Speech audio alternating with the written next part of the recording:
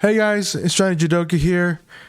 Um, this is a video I've been wanting to make for a long time, or at least figuring out a way to make this statement about mental health. So I'm going to start with the story. So during the early part of my mental health journey, I was completely gone. I was assaultive. I was angry. I was loud. I was destroying things. I could not control myself. So finally, when I was 15, I had my first hospitalization.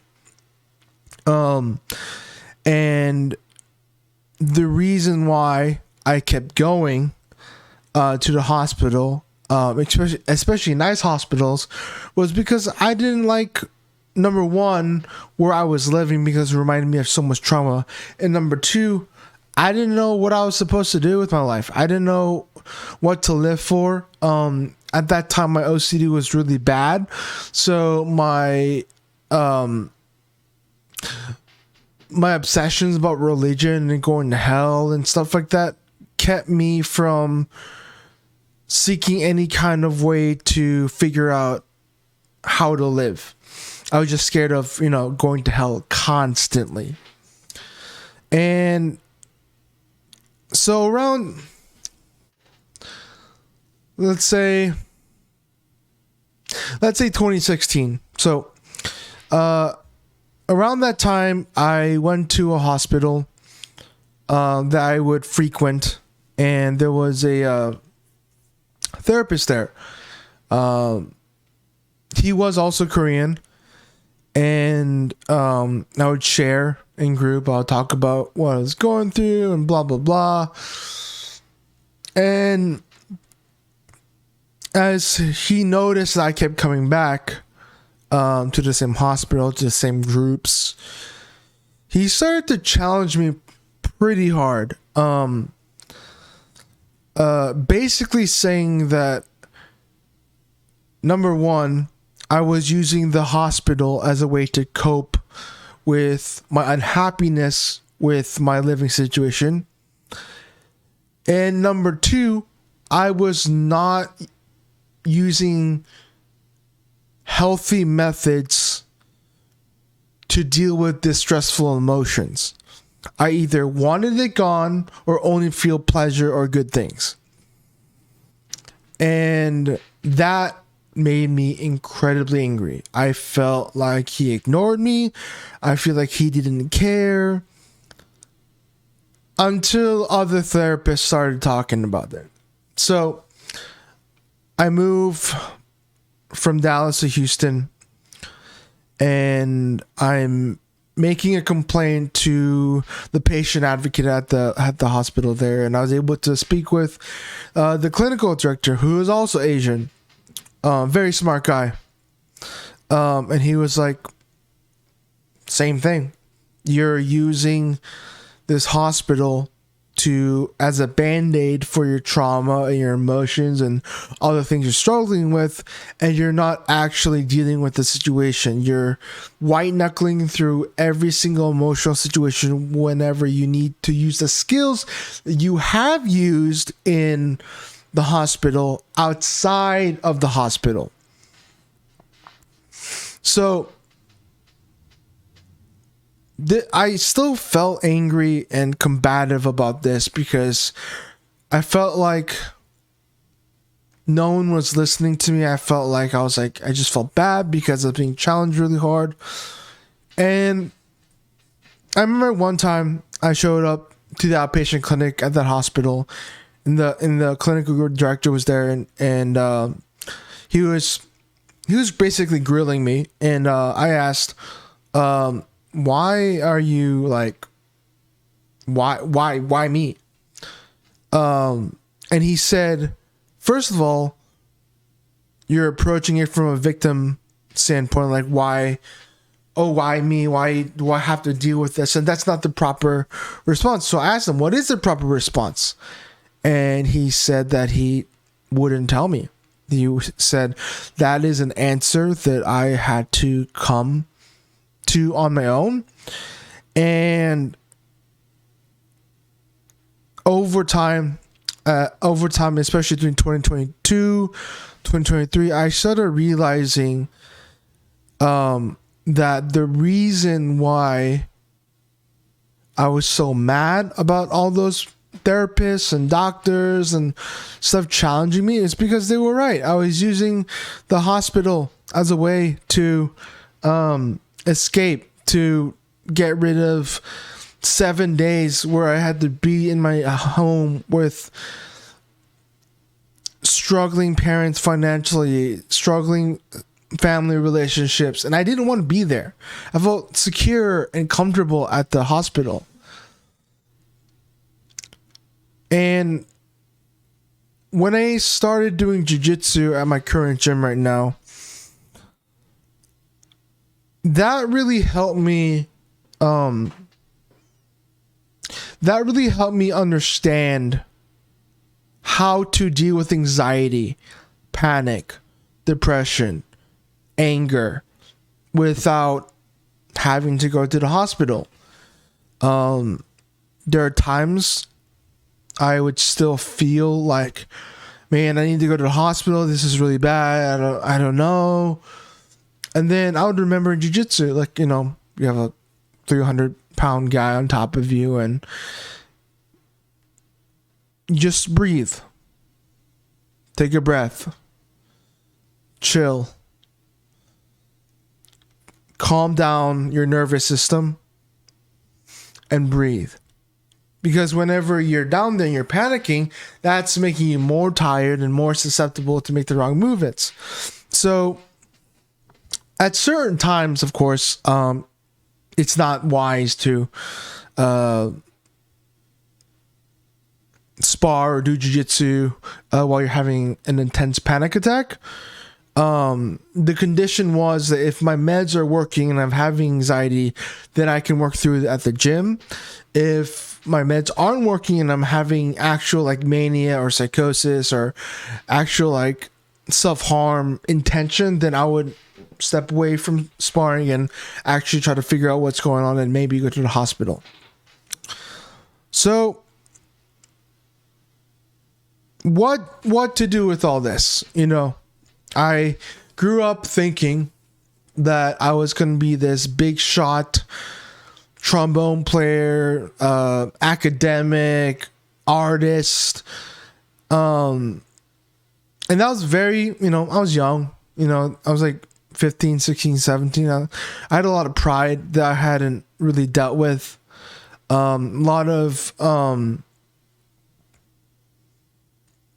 just ignorance about how life was, about how I would abuse the relationships I had just to make me feel good.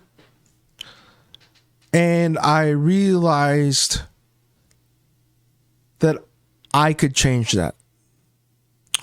I remember, I'm not religious right now, and I say right now because I don't know the future or anything. Right now I don't believe in God, but one thing I have noticed is that I remember very distinctly when I was 14, 15 years old, I wanted to be like the leaders in the marching band. Even though these were still teenagers, like 16 to 19 years old, they were people that I wanted to be like, but I knew I wasn't like that. I wasn't mature enough.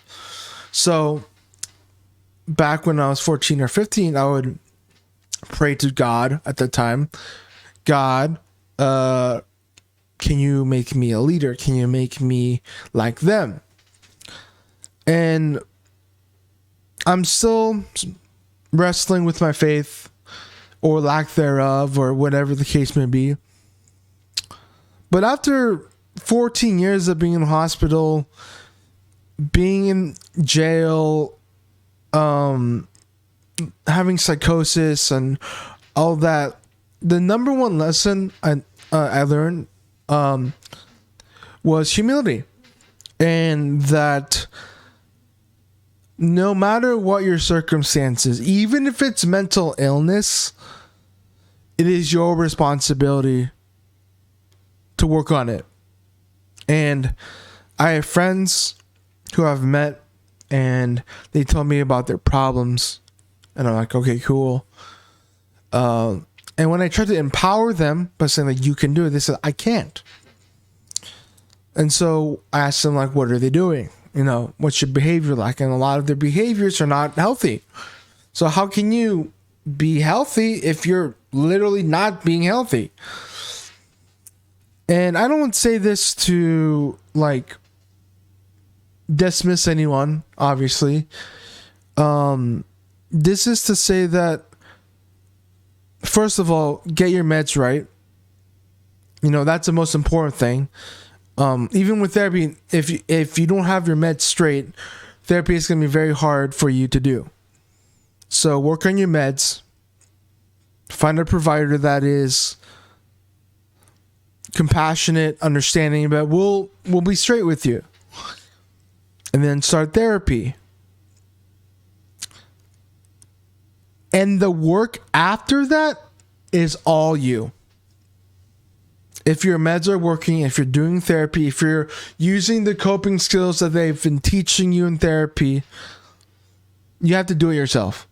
You can't rely on just talking about it over and over and over again. At a certain point, you have to do something about it, right? You have to change what you're doing, because a lot of these reactions to trauma, hurt, pain, anxiety, we learn these behaviors over time. We learn these behaviors over time, and we feel we just like, this is comfortable.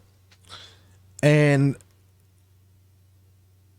happiness, having a steady mind, for a lot of people, it's so unfamiliar to them. It was unfamiliar to me, because I spent almost half my life being unstable and being all over the place.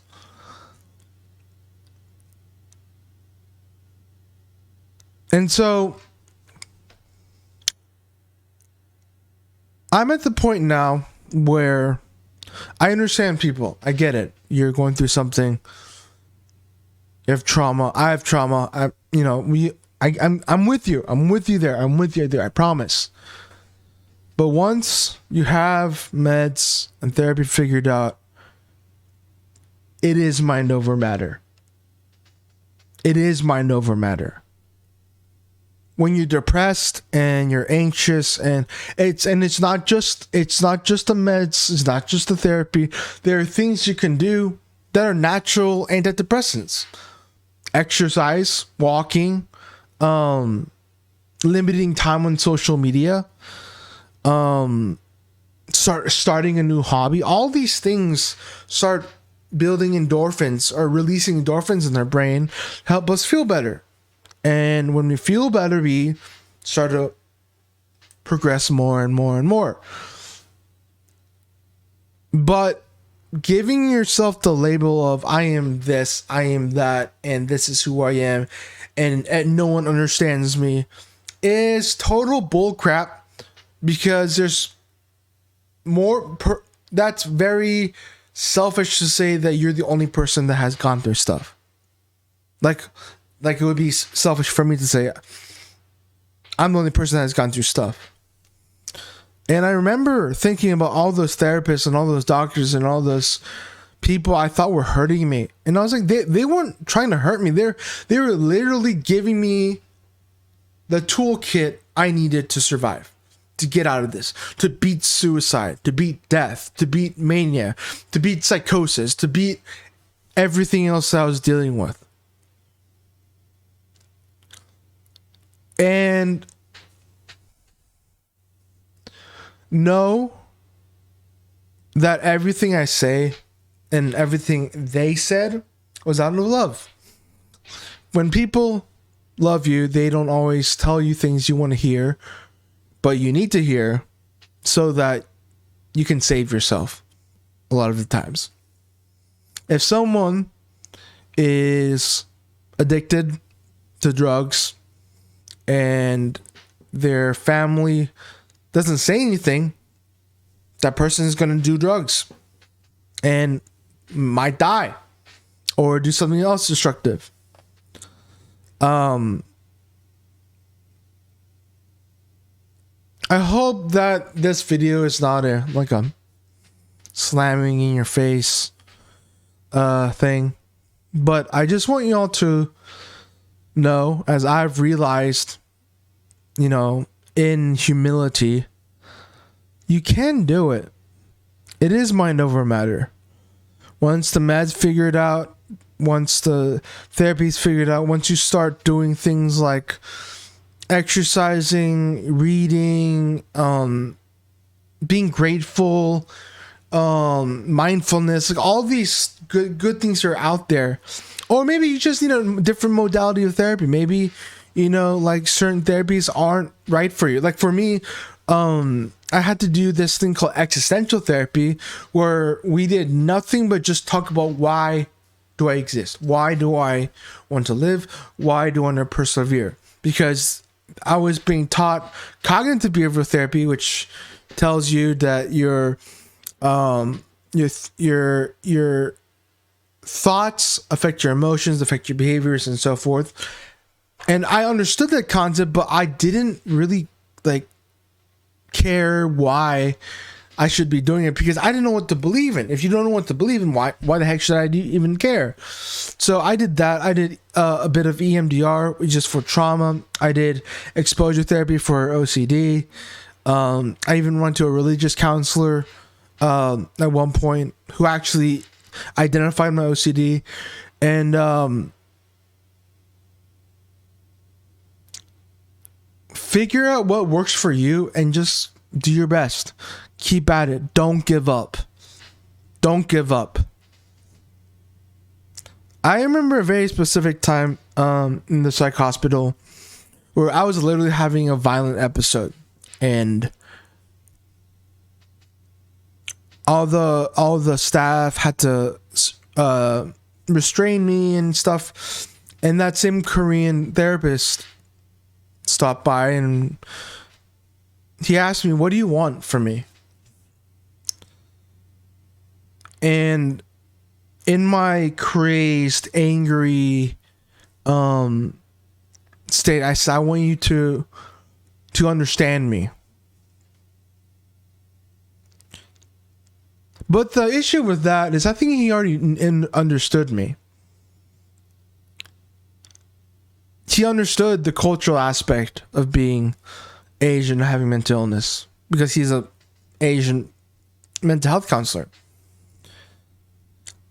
And I had a lot of pride during that time, because I was worried about how others would see me in church, how others see me in jiu-jitsu, how well I was doing. And I just felt ashamed. I just felt like nothing was going to get better, so why not? So I just gave up. But thankfully, I'm still alive now. I'm still working on myself. I'm still getting better at dealing with these emotions and these thoughts. And I know this is a big, long video, and there may not be a lot of points that you can just connect the line to. But my challenge to you is this: if you're dealing with mental health, what can you do to make any change in your life for the better? Anything. It could be as simple as, I'm going to drink 1 glass of water more than usual, right? Water is good, right? Just, or even like, I drink a lot of soda, right? I used to drink a lot of soda. So I said, okay, maybe I can try 0-calorie sports drinks or sparkling water. There's little things, and all these things over time, like all these things that I've put into my life have made my life better, because growth is not linear, but it can be exponential. The more things you put on over and over and over and over again. And at the end of the day, you also realize that you're just a human being. You're not better than anyone else. You're not better than, some, even a, criminal or a drug addict or, a college student or whoever it may be. You're not better than any of them. Everyone is susceptible to these things. Good people, bad people get these things. And sometimes bad people don't get these things. That's just how it is. And understanding that you can do it and working on it and putting people in your life that understand you and push you, it'll save your life. It'll save your life. So I know this was long, but I think by talking and getting this out, I'm realizing that I have come a long way. And part of it is because of you guys. All 780 of you who watch my content and are always there for me. Every time I upload something, even if it's not consistent, it's someone saying, hey, we appreciate you, John. We appreciate you. We love you. You can do it. And I just want to say thank you to you guys, because it's weird having people talk to you on the internet and encouraging you that way, but it's definitely appreciated. So don't give up. You can get through this. Everything's going to be okay. It will pass. And it'll be okay. Thanks, guys. I'll talk to you later. Bye.